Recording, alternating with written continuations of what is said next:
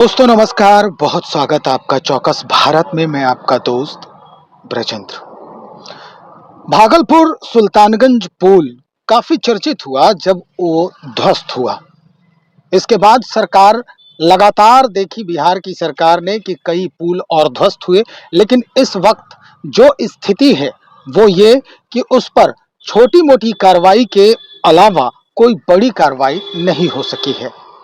इस पुल के गिरने के बाद कई ऐसे जल जीव जो हैं, उसमें जो जंतु हैं, वो भी काफी परेशानी से जूझ रहे हैं।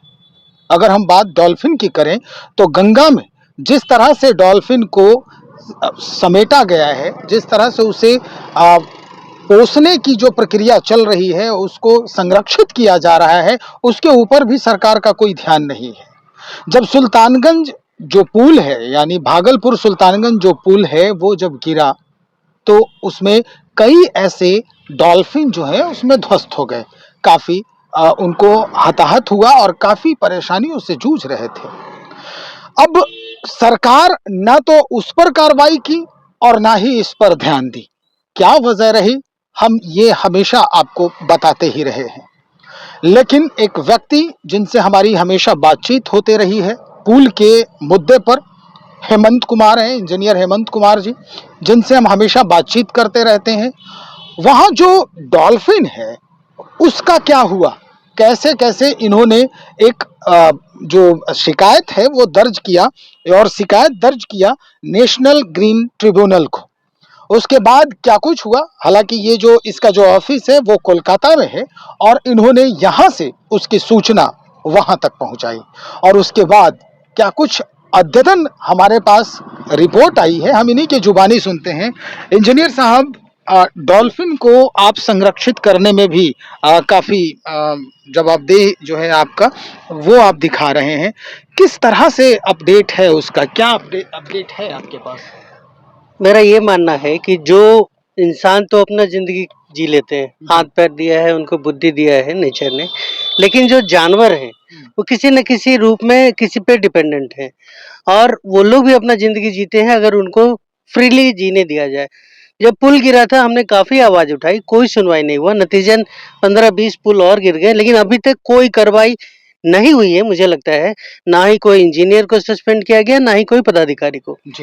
मैंने उसी क्रम में, उसी समय जब मैंने मुख्यमंत्री जी से मिलना चाहा था और राज्यपाल महोदय से मिला था, मैंने नेशनल ग्रीन ट्रिब्यूनल को एक एप्लीकेशन दिया था कि ये 60 किलोमीटर गंगेज डॉल्फिन का सेंचुरी एरिया है, सुल्तानगंज से आपका ये जो हमारा नौगछिया से सुल्तानगंज का।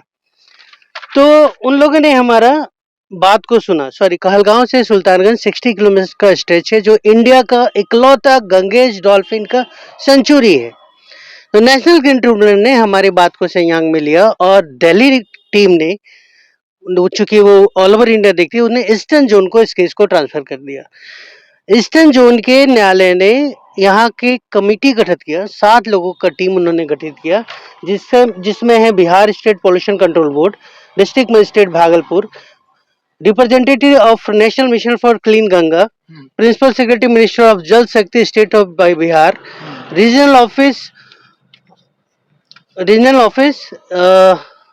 Environment, ministry of environment, forest and climate control, Patna. हाँ, साथ ही साथ उन्होंने chief wildlife warden, government of Bihar को भी एक कमेटी बना के उन लोग को आदेश दिया कि 16 अक्टूबर को कोलकाता में ईस्टर्न जोन में वहां पे रिप्रेजेंट करे। मिनिस्ट्री ऑफ जल शक्ति, government of India through the secretary, इनके ऊपर भी इनको भी ये संज्ञान में दिया इनको एक कमेटी में गठित किया गया कि आप लोग एक टीम बनाए और वहां का वास्तु स्थिति क्या है। हमने कंप्लेन किया था कि इतना जो मलबा गिरा, ठेकेदार जो है वो मलबा हटाने के बजाय हाईकोर्ट के प्रेशर में आके 2 साल में काम कंप्लीट के चक्कर में जल्दी वो काम करना शुरू कर दिया, और उसका नतीजा है कि मलबा नीचे रहने के कारण जलीय जीव जंतु जो है, जो फ्रीली मूवमेंट उनका होता था, वो बाधित हो रहा है। तो इस पे उन्होंने संज्ञान लिया। जाने भी गई डॉल्फिन की? हाँ, अब जरूर गई होगी। अब उसकी जांच होनी चाहिए। हम्म। तब सरकार ने, नेशनल ग्रीन ट्रिब्यूनल ने उसको ईस्टर्न जोन को भेजा, जो कलकत्ता में ऑफिस है, और 10 अक्टूबर तक सबसे रिपोर्ट मांगा। लेकिन 10 अक्टूबर को मैं कलकत्ता में 16 अक्टूबर को, माफ करेंगे, जब मैं कलकत्ता में गया तो बाकी टीमों ने, जो बोर्ड गठित किया गया था, उन्होंने यह बोलकर समय मांग लिया माननीय अदालत से कि अभी बाढ़ का समय है और उनका सर्वे पूरी तरह कंप्लीट नहीं हुआ है। जी। तो 6 जनवरी का 2025 का उन्होंने फिर से टाइम दिया है कि आप एक पूरा रिपोर्ट बना के कितना मलबा गिरा, कितना निकाला गया। मैंने माननीय अदालत को यह भी बताया कि एप्लीकेशन देने के बाद इस साल फिर पिलर नंबर 9 का जो सुपर स्ट्रक्चर का मलबा है उसी पानी में गिरा है। तो माननीय अदालत ने यही बोला कि ठीक है, 6 जनवरी तक वेट करते हैं, उसके बाद वो बताएंगे कि क्या करना है। इंजीनियर साहब, इसमें कई ऐसे आईएएस अधिकारी भी हैं, खास करके डिस्ट्रिक्ट मजिस्ट्रेट भागलपुर का भी जिक्र है इस पूरे प्रक्रिया में। तो इनसे आप लोगों की मुलाकात हुई, आपकी बात हुई वहाँ जब कोलकाता नहीं, में? इस बार तो अभी मुलाकात नहीं हुई, और उनके रिप्रेजेंटेटिव आते हैं, वो उनके वकील आते हैं, उन लोग बैठ के वहाँ पे जज अपने केस रखते हैं। लेकिन उन लोगों ने पहले ही माफी मांग लिया कि अभी तक रिपोर्ट कंप्लीट नहीं हुआ है, तो नेक्स्ट टाइम 6 जनवरी को पूरा डिटेल्स रिपोर्ट सबमिट करेंगे। क्या होना चाहिए अब, अगर मान लिया जाए, क्योंकि कोलकाता का मैटर है और बिहार से, दिल्ली से सारे लोग पहुंच रहे हैं। कलकत्ता का मैटर नहीं है। नहीं, आपने जो शिकायत दर्ज किया, इसका हेड ऑफिस तो वहाँ है कोलकाता में। दिल्ली में है नेशनल ग्रीन ट्रिब्यूनल, लेकिन उसका ईस्टर्न जोन ऑफिस जो है कोलकाता, चार जो जो है ईस्टर्न जोन ऑफिस कलकत्ता में है, और हम लोग ईस्टर्न जोन में आते हैं, इसलिए वहां पे वो केस को ट्रांसफर किया गया और काफी सीरियसली उन्होंने लिया है। तभी इतने लोगों को और सभी डिपार्टमेंट को उन्होंने कमिटी गठित कर दिया है कि आप जाके सर्वे करके बताएं कि वस्तु स्थिति क्या है। तो अब सरकार के यहाँ चेक जरूर वो देखेंगे कि क्या है, नहीं है, कितना मलबा गिरा, कितना निकाला गया। बिहार सरकार की तरफ से कोई सूचना मिली कि नहीं इसके बाद? चूंकि संज्ञान में तो आ ही चुका होगा संबंधित जो विभाग है। जी, क्योंकि अगर डीएम साहब के पास गया है तो उन्होंने सीधा सीधा वो डिपार्टमेंट को दिया होगा कि बताओ इसका रिपोर्टिंग कैसे करना है, क्या स्थिति है।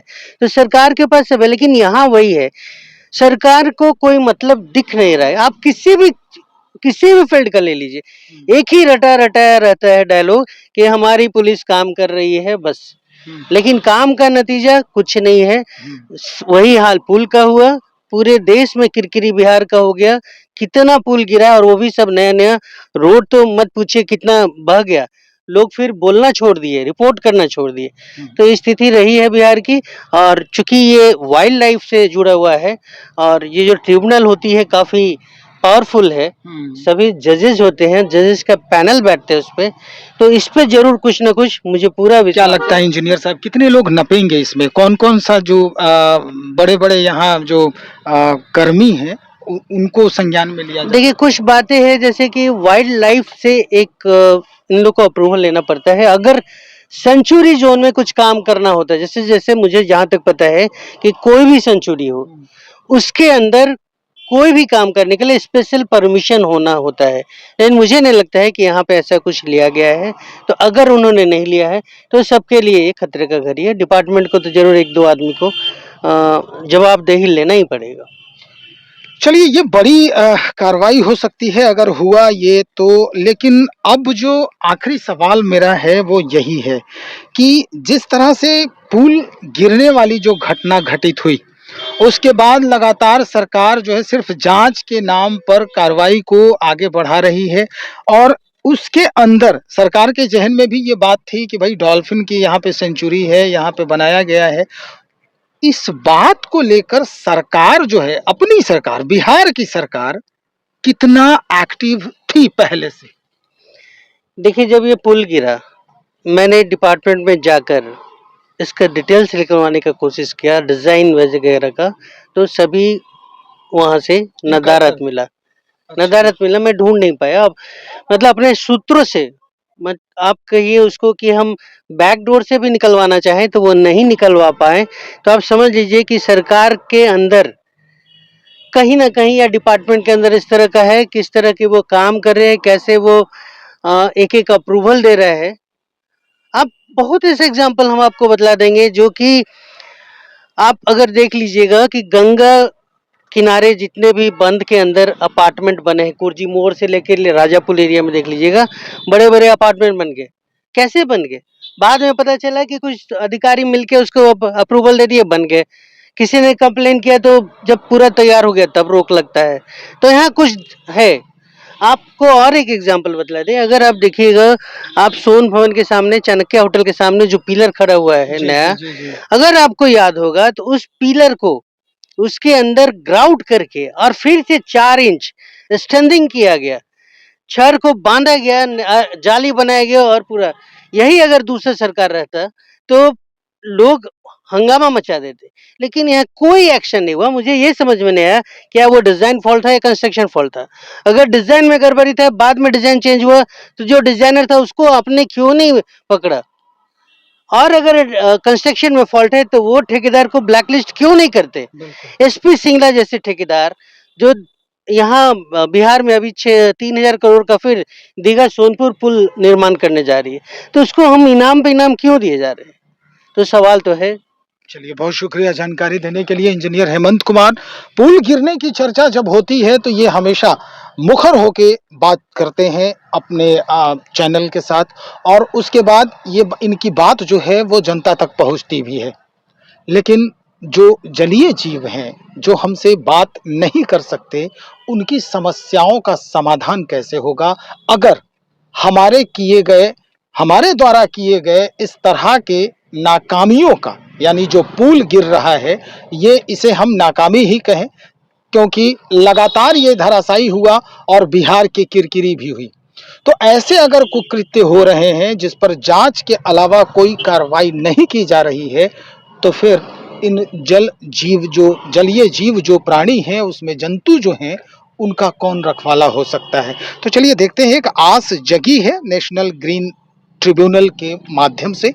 ईस्ट जोन है कलकत्ता में, उसका हेड ऑफिस है ईस्ट जोन का, और जो भी इसमें जद में आए हैं, अगर कहा जाए कि कानून के जद में आए हैं, इनसे जो सवालात पूछे जाएंगे और कई तरह की जानकारियां और निकल के सामने आएगी, हम फिर आप तक पहुंचाने का प्रयास करेंगे। फिलहाल तो हम यही आग्रह करेंगे सरकार से भी कि अगर इस तरह की कोई वहां पर कुरीति है, स्थिति खराब है, तो जितने भी डॉल्फिन हैं उन्हें संरक्षित और सुरक्षित करने का प्रयास करे सरकार। बने रहिए हमारे साथ। बहुत शुक्रिया।